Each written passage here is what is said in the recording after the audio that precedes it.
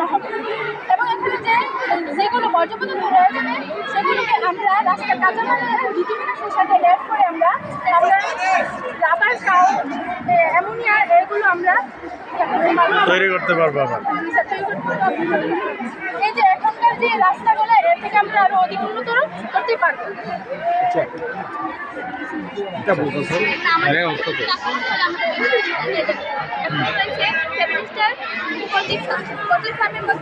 এটা হচ্ছে আইসোলেশন কেন্দ্র, এখানে আমরা প্রাথমিক চিকিৎসা এখানে আমরা করতে পারবো।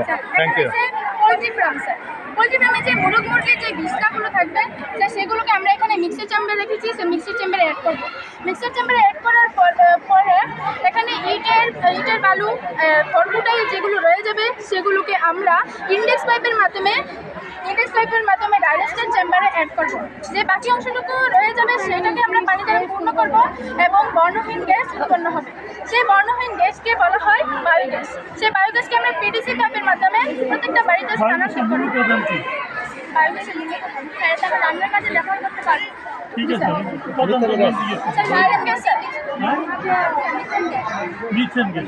মিথেন গ্যাস বলে স্যার আমরা রান্নার কাজে ব্যবহার করতে পারবো এবং বিদ্যুৎ উৎপন্ন করতে পারবো।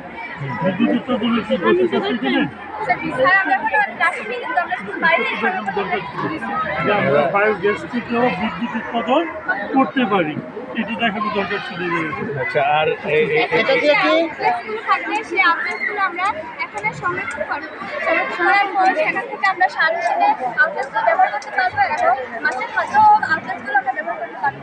স্যার এই যে স্যার জমি স্যার এখানে তো অনেক পোকামাকড় কি স্যার ওরা তো এখানে জমিটাকে নষ্ট করার করে স্যার, তাই আমরা এখানে আলুর ব্যবস্থা করেছি।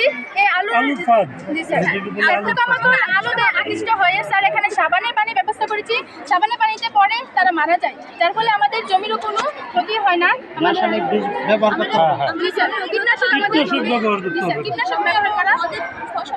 কীটনাশক ব্যবহার করে আমরা যে খাবার খাই এগুলো তো বিষাক্ত হয়ে যায়।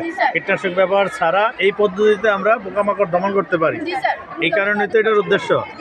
Good, very good, very good.